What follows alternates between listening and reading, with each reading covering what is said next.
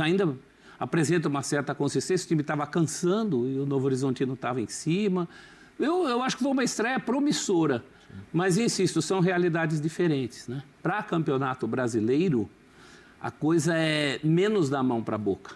Sim. Essa nossa justificativa do resultado, acima de tudo, isso vale para a Copa do Brasil, para o mata-mata. É um resultado confortável para decidir agora em casa. Não está nada decidido, porque inclusive os confrontos entre Corinthians e Novo Horizontino têm essa característica, né? O Corinthians se dá muito melhor jogando lá, em Novo Horizonte, do que na Arena. Esse time do Novo Horizontino não era bem esse, mas chegou a abrir um 3-0 na Arena Corinthians, no Campeonato Paulista. Foi bem lembrado, é verdade. E não foi só contra o Corinthians, né? Contra o Santos. Foi. É o último time a ganhar do Palmeiras. Esse time não era derrotado desde que foi desclassificado pelo São Paulo no Campeonato Paulista. A gente vai falar, é um time de Série B, mas é um bom time de Série B. O que não é pouco diante desses confrontos todos, que só colocaram um jogo de Série A contra a Série A. É verdade. Que é o jogo do Ceará com o Palmeiras. Então, nesse conjunto da obra, espero que a gente ouça o Dorival. Estou curioso para saber a impressão dele. Ouviremos Dorival. A minha foi uma impressão muito boa. Eu acho que o corintiano saiu um pouco mais aliviado no sentido dos problemas defensivos, principalmente. Temos aí um técnico. Pelo menos 2, né? Se não 3, dependendo do esquema que ele quiser implantar. É difícil, juntando ali, às vezes mal dá um, viu?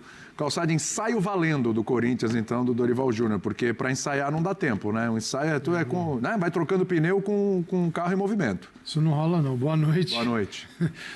Para ninguém, né? Não é só para o Dorival. Ninguém tem essa oportunidade, né? Tão aguardada de quando assumir um clube poder, sei lá, se tiver 3 dias seguidos, o cara já está dando pirueta. O Dorival, o que ele fez? Hoje é quarta-feira, ontem ele deu um treino. Né? E assim, aí a gente vai para o jogo querendo ver um Corinthians todo reformado. Ninguém vai conseguir ver isso. O que tem são as intenções. Quer dizer, você mexendo na escalação, o que você enxerga são decisões. A partir daí, o que você espera do trabalho? É uma nova forma de execução do jogo. E para executar algo diferente, você precisa trabalhar isso. Você não chega para os jogadores e apenas diz o que você gosta. Né? Aquela história do fulano tem boas ideias. Tudo bem, eu também tenho. Mas e como é que faz? Como é que você ensina? Como é que você faz o time executar aquelas boas ideias que você tem? Se você, aí está a mágica. Treinando, mas você não treina. Então, alguns têm tempo. Aí você tem que unir. O talento do treinador ao tempo. Às vezes você tem tempo, não tem talento. Às vezes tem talento, mas não tem tempo. Vai ter que ser a segunda opção, agora, porque o mês de maio, tem quantos jogos do Corinthians em maio? Tem uns 10 jogos em maio. Todo mundo está com uma carga muito alta. É uma loucura, né? Não porque para aí nunca. O Brasileirão vai parar e você para tudo. O que ele fez, né? Taticamente? Primeiro que ele preservou alguns jogadores, porque se ele esfola o Corinthians na quarta-feira, no sábado, tem o Internacional, que não é uma equipe simples de ser enfrentada, mesmo que seja em casa. Então ele precisava ter a perspectiva de um time fisicamente inteiro para poder jogar, para valer contra o Internacional. Então ele tira, o Memphis ficou em São Paulo, está lá machucado, se vai jogar ou não, vamos ver agora nesse finalzinho de semana, mas o Yuri Alberto banco, nem o Romero entrou, banco, ele foi com a linha de 4, né? Ele tinha Mateuzinho, Kaká, Ramalho, Andileri.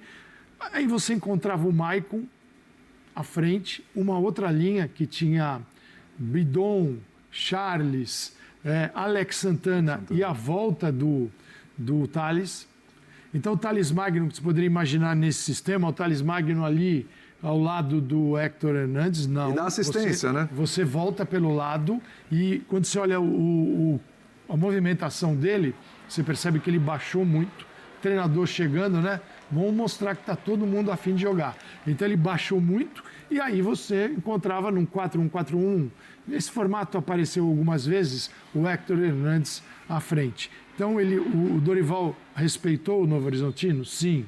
Mas acima de tudo ele respeitou o que ele viu no Maracanã. Assim, essa bagunça aqui não dá.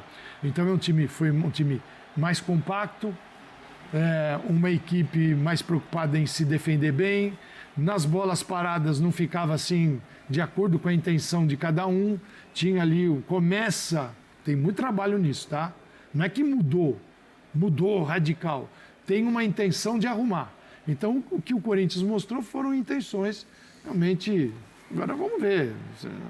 Sabe como é que é, né? Não é? Era o Novo Horizontino, está na Série B, Sim. Tem 2 vitórias, 3 empates na Série B e não perdeu.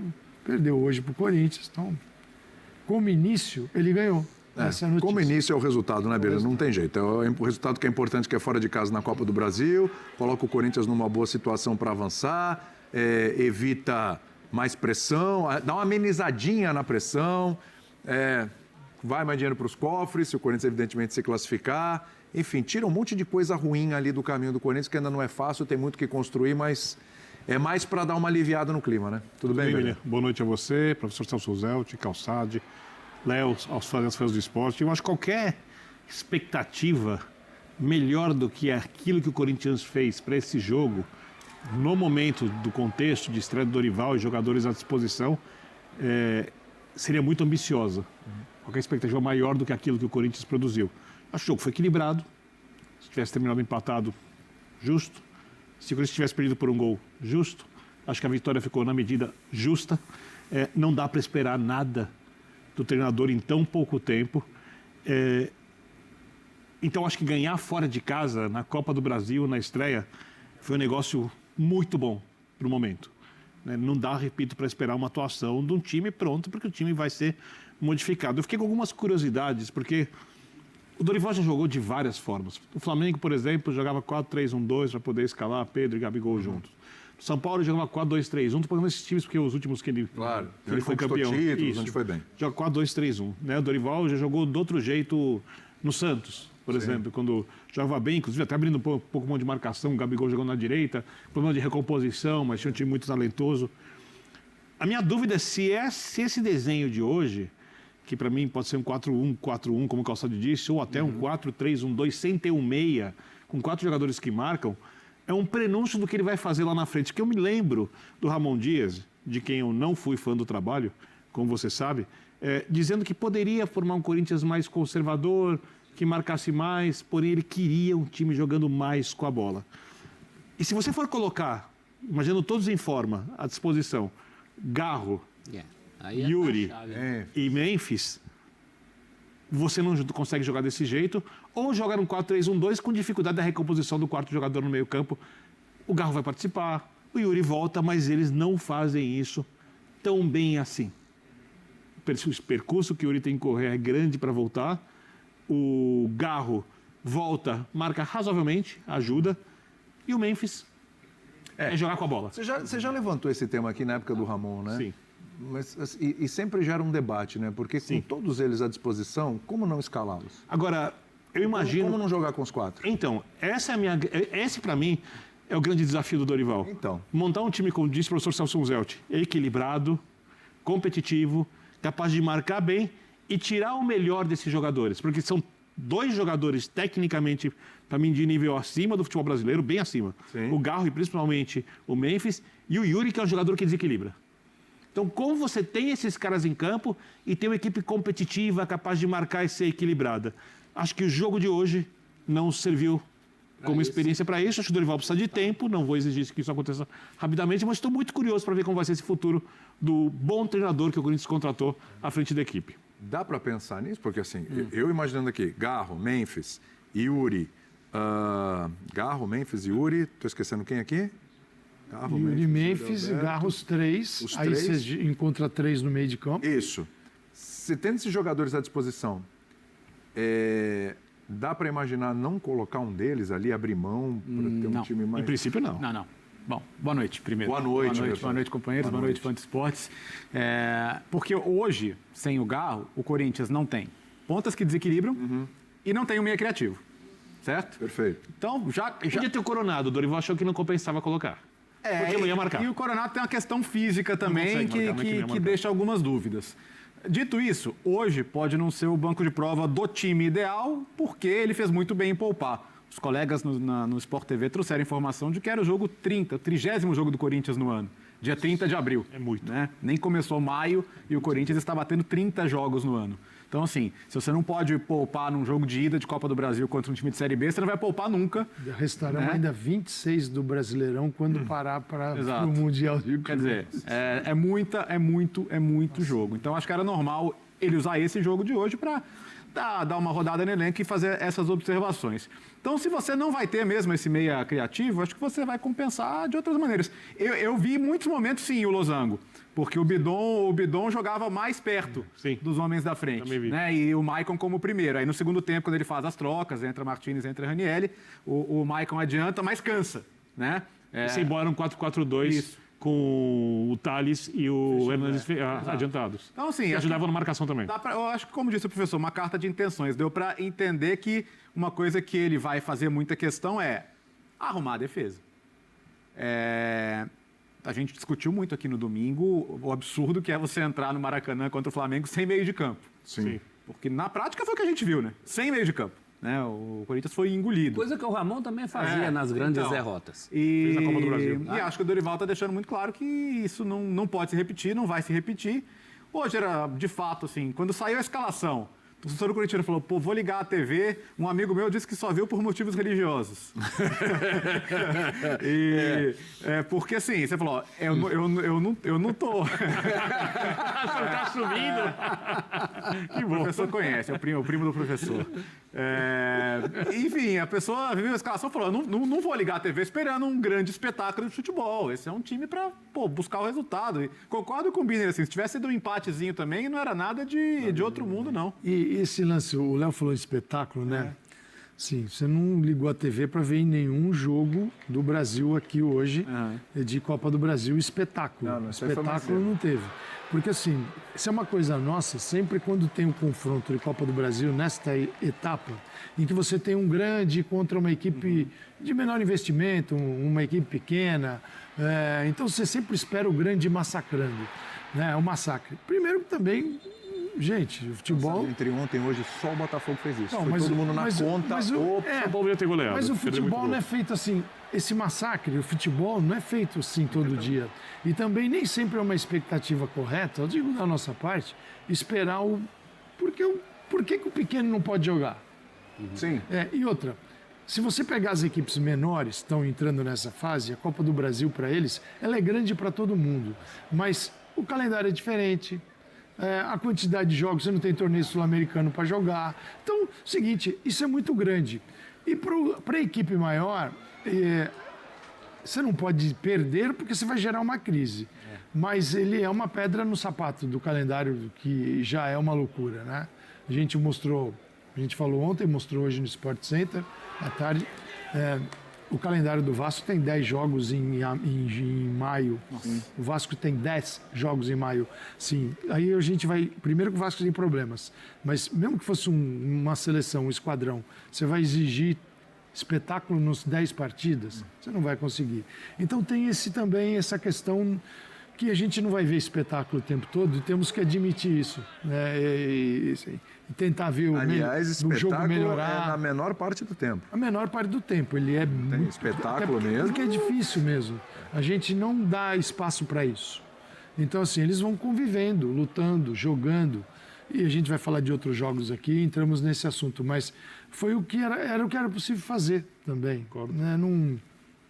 Falta muita coisa para o Corinthians? Falta. Mas quando tiver o Memphis e o Yuri e o Garro, que muda muita coisa, o Dorival vai ter que pensar em outro formato, que é um trio no meio de campo muito forte.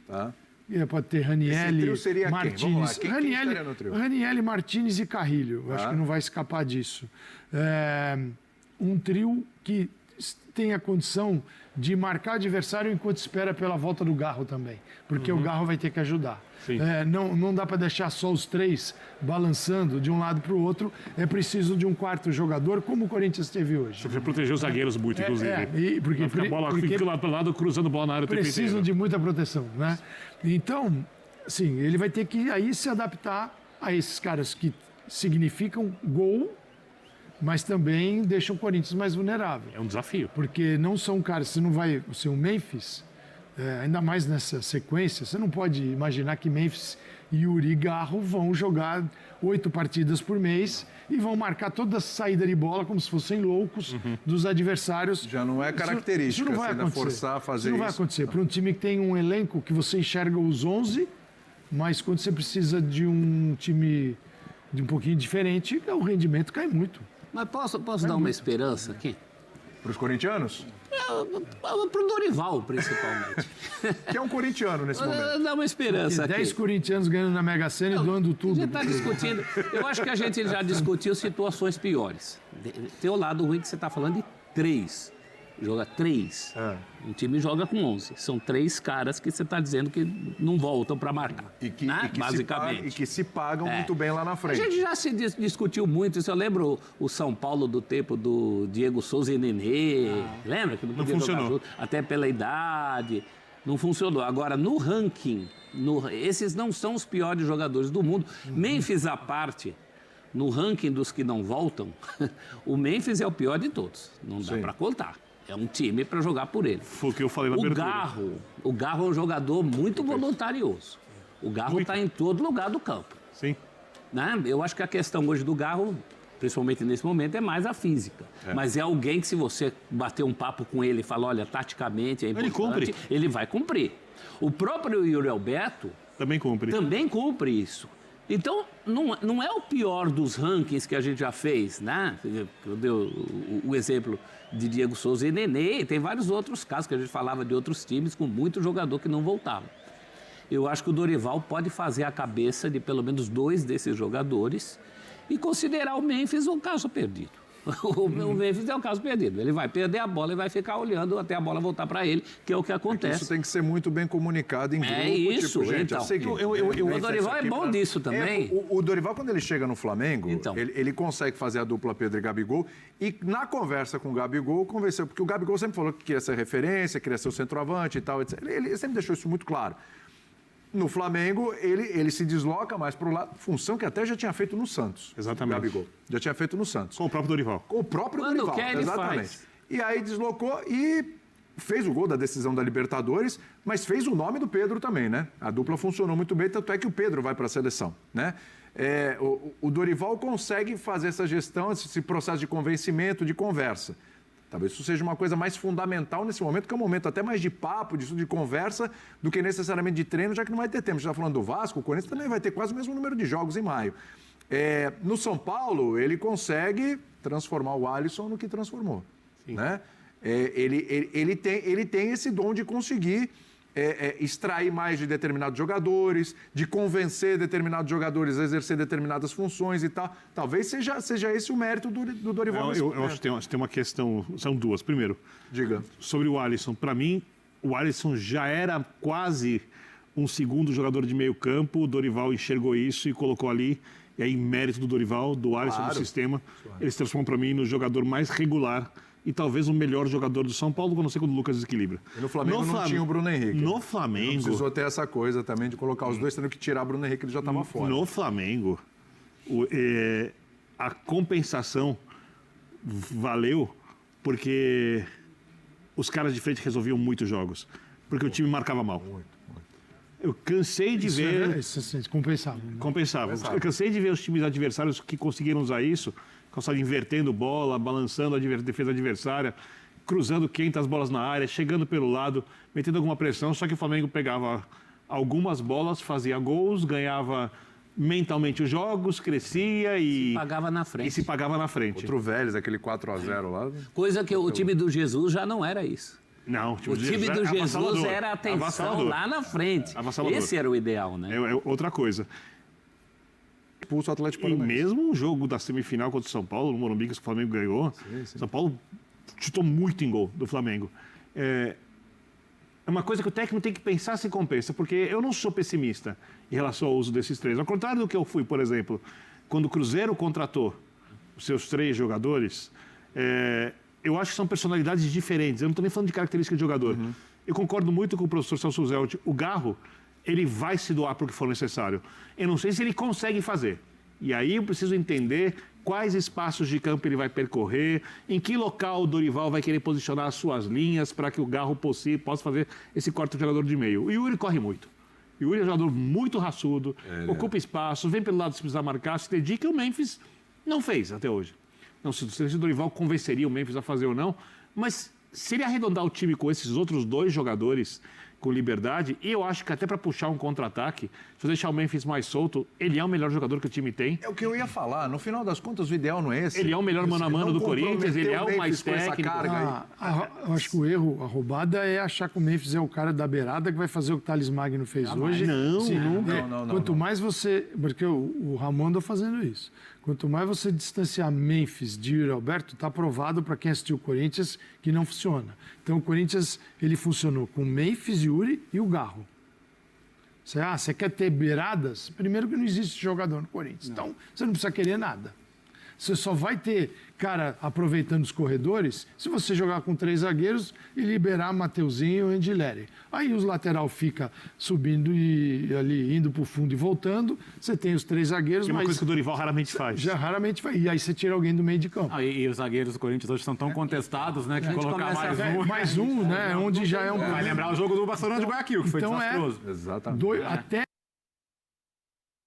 a promessa que fizeram.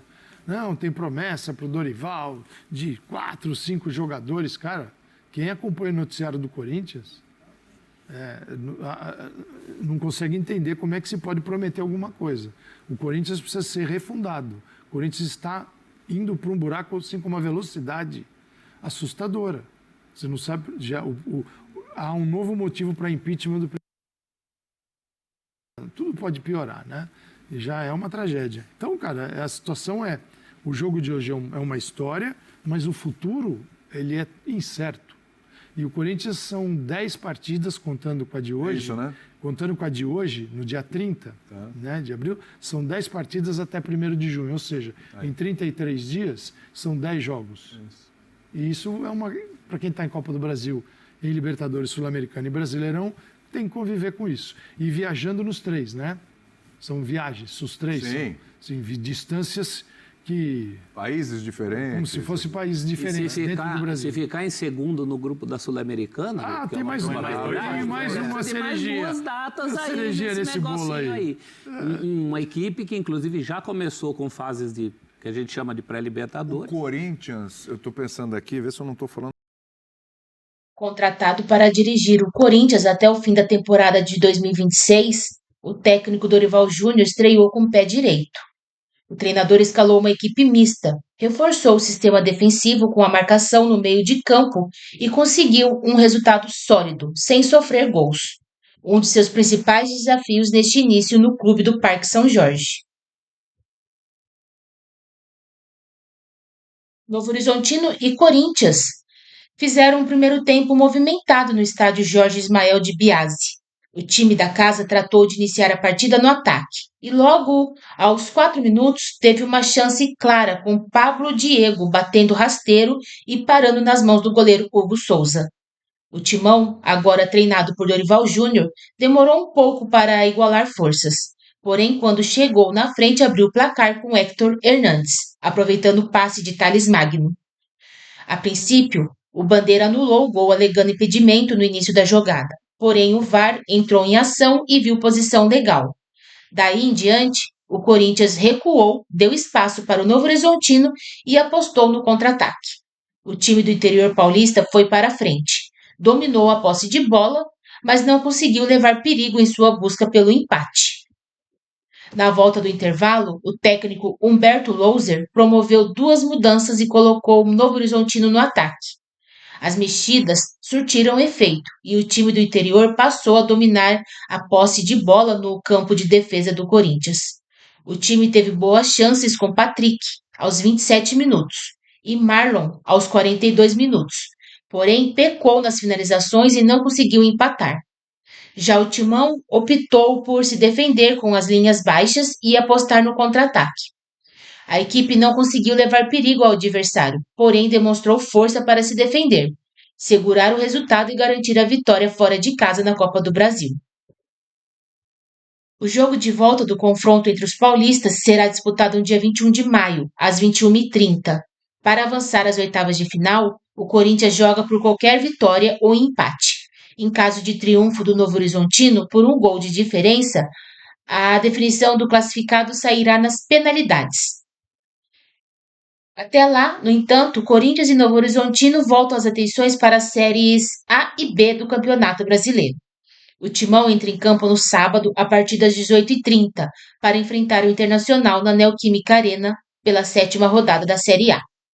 O Tigre joga no domingo, às 16 horas, para medir forças com o Atlético Goianiense, em Goiânia, pela 6ª rodada da Série B.